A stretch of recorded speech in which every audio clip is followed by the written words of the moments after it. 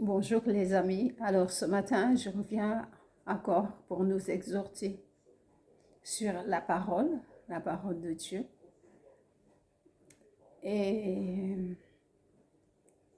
nous allons voir ce que Jésus a recommandé à ses disciples quand il devait les laisser, quand il devait partir, ce qu'il leur a demandé, qu'est-ce qu'ils devaient faire par rapport au travail qu'il devait leur confier. Mais avant ça, je me présente, je suis Adélaïde, je suis coach et formatrice à Maxwell Leadership et j'accompagne les femmes qui veulent se lancer, qui veulent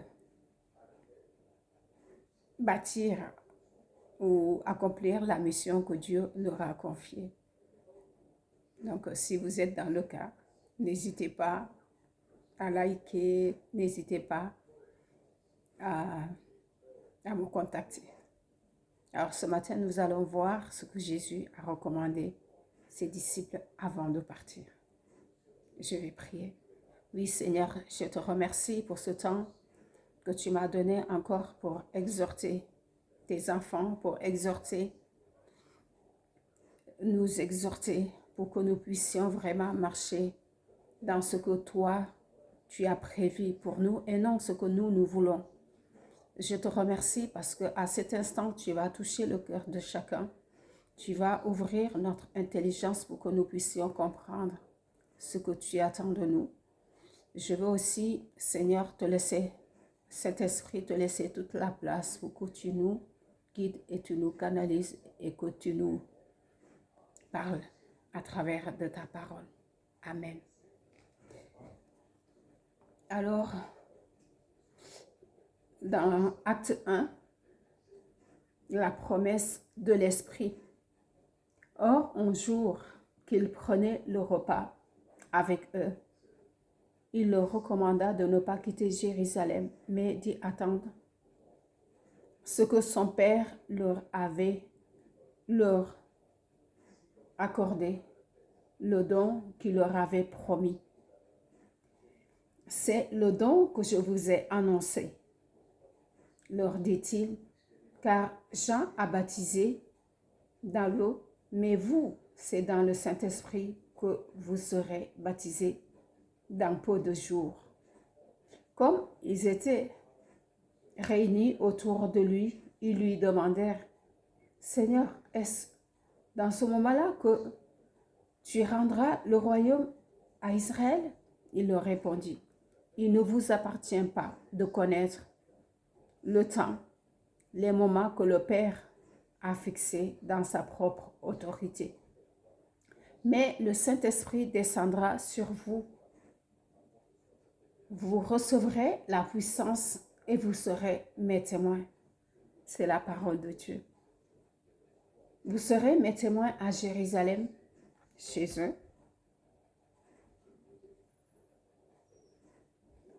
en Judée, dans toute la Judée, dans la Samarie, jusqu'au bout du monde. Merci Seigneur pour cette parole. Merci.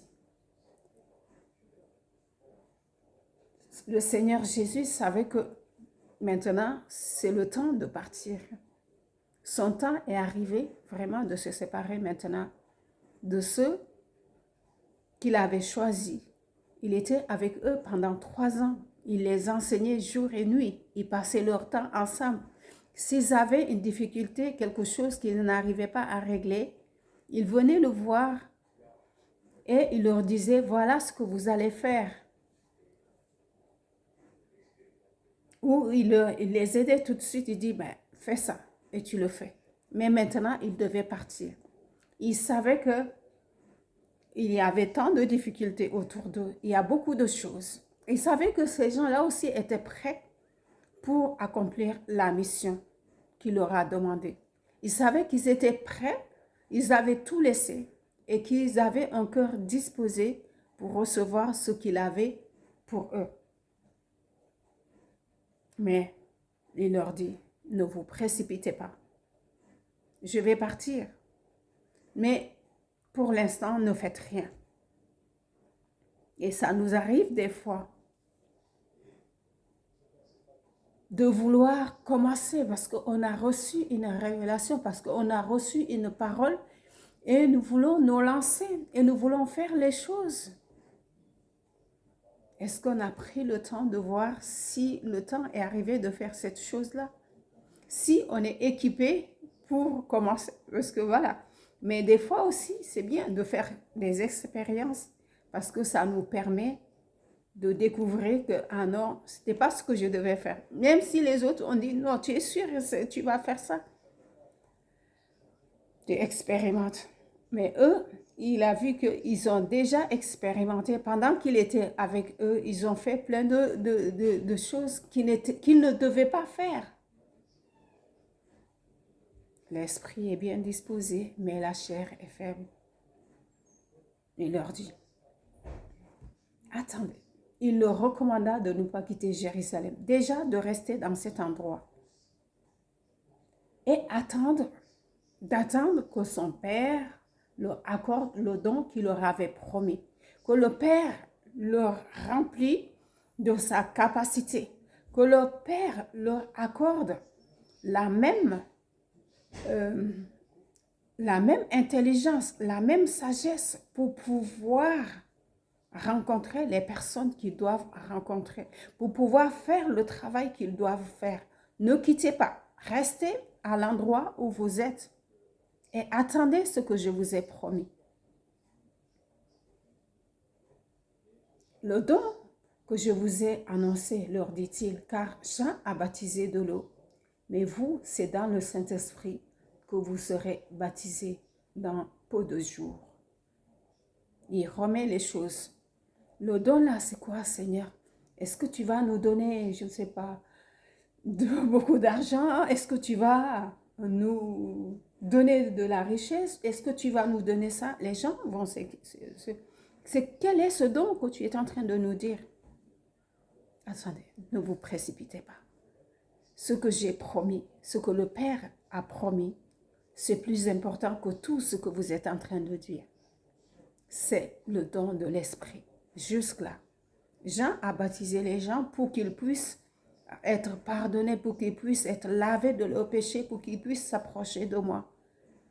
Mais vous qui avez accepté ma parole, vous qui avez accepté de me suivre jusqu'ici, dans peu de jours, vous serez baptisés du Saint-Esprit. Vous serez baptisés du Saint-Esprit.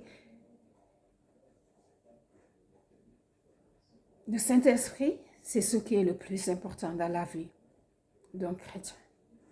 Parce qu'il est là. Il est là pour nous guider. On l'a vu dans le livre de Jean. Il est là pour nous conseiller. Il est là pour nous enseigner. Il est là pour nous fortifier. Il est là pour nous consoler. Il est là pour nous guider dans toutes les décisions que nous allons faire. Il est là. Mais ils ne l'avaient pas encore reçu. Mais eux, ils n'avaient pas compris. En ce moment, comme nous, peut-être aujourd'hui, on n'a pas encore compris ce que le Seigneur attend de nous. Et on se lance dans des explications farfelues qui ne éclaircissent personne. Il leur dit, ils lui demandèrent, Seigneur, est-ce qu'à ce moment-là que tu rendras le royaume à Israël? Est-ce que c'est là que tu vas venger enfin tous les ennemis qui nous ont persécutés, qui nous ont fait du mal? Oh, ne vous enflammez pas. Je ne parle pas de cela. C'est pas de ça, c'est pas de votre ressort. C'est pas à vous de savoir comment le Seigneur va faire ça. C'est lui le juge de tout. Vous n'êtes pas là pour juger les autres. Vous n'êtes pas là pour dire, ah, tel m'avait fait ça, maintenant c'est le moment aussi de me venger. Non. Vous êtes là pour apporter de l'amour. Vous êtes là pour apporter du réconfort. Vous êtes là pour aider ceux qui ont besoin de soutien. Vous êtes là pour apporter la joie. Vous êtes là pour aider ceux qui ont besoin d'être aidés, pour les conseiller. Vous n'êtes pas là pour ça, pour vous venger ou pour faire autre chose. Mais pour faire ce que le Père attend de vous, vous avez besoin de recevoir l'Esprit Saint. Il dit, c'est le Père lui-même qui fera cela de sa propre chef, de son propre de sa propre autorité. Mais le Saint-Esprit descendra sur vous. Le Saint-Esprit va descendre sur vous. Ce qui va permettre que tu sois différent quand tu es quelque part des autres. C'est la présence de l'Esprit de Dieu en toi qui va te différencier. Et les gens me disent, attends, c'est pas celle que je connaissais là, qui était pleine de défauts là, qui était... Oui, ce Pierre qui se lançait dès qu'on finissait de parler, avant qu'on finisse de parler, lui, il a déjà une réponse. C'est lui qui est en train de parler, lui qui avait renié même le Seigneur. Et nous, on est plein de défauts, on est plein de... Je ne sais pas. Comment elle a pu changer de cette façon? Il ne s'agit pas de nous. Il s'agit de l'Esprit de Dieu en nous. Il s'agit du Saint-Esprit. Il descendra sur vous. Vous recevrez la puissance. Quand elle est en toi, ce n'est pas toi de ta force qui va chercher à faire les choses. C'est lui qui va te guider. C'est lui qui va te canaliser. C'est lui qui va te dire maintenant, tu étais dans ce chemin-là. Maintenant, je te demande de choisir ce chemin. L'autre chemin que moi j'ai tracé, que j'ai préparé. Vous recevrez sa puissance et vous serez mes témoins à Jérusalem. C'est ça. C'est quoi être témoin? Est-ce que c'est le fait que nous étions là avec lui? Ou est-ce que c'est parce qu'on l'a vu ressusciter? Est-ce que c'est ça que nous devons raconter? Oui, c'est ça. Mais c'est plus que ça. Pour devenir témoin de Jésus-Christ, il ne s'agit pas d'être là seulement le jour de sa résurrection, mais il s'agit d'être là tous les jours de la vie pour que le Saint-Esprit lui-même te révèle ce que Jésus a fait dans ton esprit à toi. Et que tu puisses aussi à ton tour le vivre de cette façon et le témoigner. Parce que des fois, oui, eux, c'est vrai, ils avaient le devoir d'apporter cette parole. Mais aujourd'hui, cette parole s'est répandue dans le monde entier. Et des fois, quand tu arrives quelque part, si ta première idée, c'est de commencer par « Ah, Jésus, Jésus », les gens ne vont même pas te regarder. Mais si, par exemple, ils voient ta façon de vivre, ils voient ta manière de parler, ton comportement en face de tout ce qui est autour de toi, tu deviens le témoin parce que tu le vis, parce que tu le montres, parce que tu fais cette différence, parce que tu te soucies de ceux qui sont dans cette difficulté pour leur dire, ne vous inquiétez pas. Si je peux faire quelque chose pour t'aider, je peux t'aider, je t'aide. Et c'est ça. À Jérusalem, là où tu es, chez toi, avec tes enfants, avec ton mari, avec tes amis, avec ton cercle privé le plus intime, de permettre Jésus de vivre au travers de toi. Ah, tu penses que c'est facile. C'est pas facile pour personne. Mais d'où l'importance de recevoir le Saint-Esprit. On se rappellerait de Moïse. Quand il s'est levé, il voulait aider. C'est vrai, il avait cette intention de le faire. Il voulait aider ses amis, enfin, ses frères. Mais le temps de Dieu n'était pas encore là. Et nous tous, on a expérimenté ces erreurs. On veut faire. Les gens te disent, pas ici. Tu sais que ça ne vient pas de lui. Parce que lui, c'est vrai, il te met il te met la vision, il te met l'idée dans la tête, mais tu dois t'aligner, tu dois chercher ce qu'il veut faire et petit à petit, te remettre dans ce que lui, il cherche et de savoir exactement parce que si il s'était arrêté ici, dans la première annonce qu'il a dit aux disciples, eux, ils seraient partis dans autre chose. Mais il les a ramenés. Ce n'est pas à vous de faire ça. Ce n'est pas le moment de vous occuper de ça. Voici ce dont tu dois t'occuper. Et quand ils ont reçu le Saint-Esprit, oui, c'est vrai, quand Jésus est parti par la suite, ils étaient cachés, ils étaient enfermés, ils avaient peur de sortir parce qu'ils ont vu ce qui s'est passé. Pierre qui voulait résister, et même dans ça, il pensait qu'il devait le faire par sa propre force. Il voulait résister. Et il s'est levé, il a coupé l'oreille. C'est pas le moment. En ce moment, Jésus était encore là. Et quand Jésus n'avait plus le temps de s'occuper de ce qu'il devait faire, en ce moment, les gens se sont dit, ah, mais on l'a vu avec Jésus. C'est vrai, il a même pris son couteau et il a coupé l'oreille. Là, il sait que ma vie est en danger. Il a fui. Sa responsabilité quand il a à venir. C'est normal. On est tous passés par là. Et Moïse, quand il a vu que quand les gens lui ont dit, mais qui t'a placé pour que tu viennes nous donner des leçons? Ce qu'il était en train de dire, c'est quelque chose de vrai, d'important. Mais ce n'était pas le temps de Dieu. Quand le temps de Dieu n'est pas là, quand Dieu n'est pas dans la voie que tu as choisie, personne ne va t'écouter. Personne ne va entendre ce que tu veux dire. Et toi-même, tu sauras que parce que tu seras dans une difficulté. Dis, mais quand je l'ai fait, personne ne m'a vu. Donc, les gens ont vu ce que j'ai fait. Et Pierre, qu'est-ce que je vais faire là? Celui sur qui je comptais pour me secourir est maintenant entre leurs mains. Je vais finalement le renier. Je vais faire comme si ce n'était pas moi.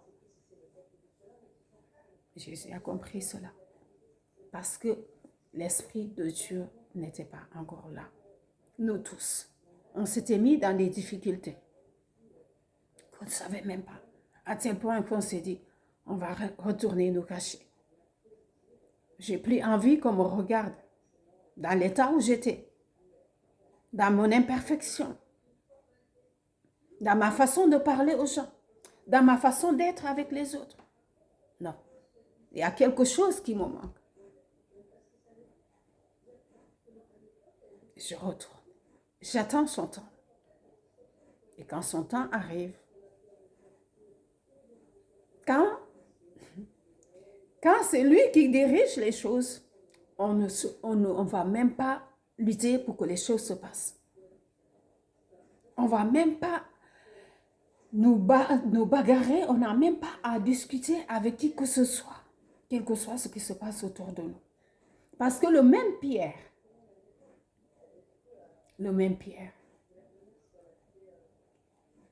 qui a renié Jésus, qui a fait comme s'il ne le savait pas, en face d'une petite servante qui était là, qui a dit, ah, je t'ai connu. Puis Moïse, c'est pareil. En face d'une personne qui a vu son frère. Qui t'a établi pour que tu deviennes notre juge, toi? Qui t'a mêlé de ceux qui nous regardent? Mêle-toi de ceux qui te concernent. Et il a fui devant une personne. Ce même Pierre, après avoir reçu l'Esprit de Dieu, qu'est-ce qu'il a fait? En face de tous ses chefs, ses responsables, il les a accusés ouvertement. Ce Jésus que vous avez tué, vous avez préféré un meurtrier et vous avez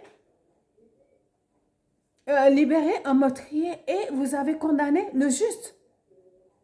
Il les mettait sur leur faute, sur le fait accompli. Parce que cette fois-ci, ce n'était pas lui qui faisait. Parce que l'Esprit de Dieu, cet esprit-là que Jésus leur a demandé d'attendre de le recevoir, lui a donné maintenant la force et la capacité de confronter ceux qu'il devait confronter, de dire la vérité là où il devait le dire et de prêcher cette parole et de prêcher ce Jésus qu'il avait renié parce que son temps n'était pas encore venu d'agir, parce que l'Esprit de Dieu n'était pas. Ça te rend capable de faire ce que tu dois faire sans faire de grands efforts. Bien sûr, on a toujours notre responsabilité. On ne va pas rester quelque part cloîtré en train de prier et d'attendre. Non. Mais de savoir s'aligner avec cette parole. Quand vous allez recevoir cette puissance, vous pourrez témoigner ouvertement là où vous êtes, chez vous, sans faire des efforts, et les choses arrivent. Parce que le Saint-Esprit, vous parlez et le Saint-Esprit permet à cette parole de se matérialiser.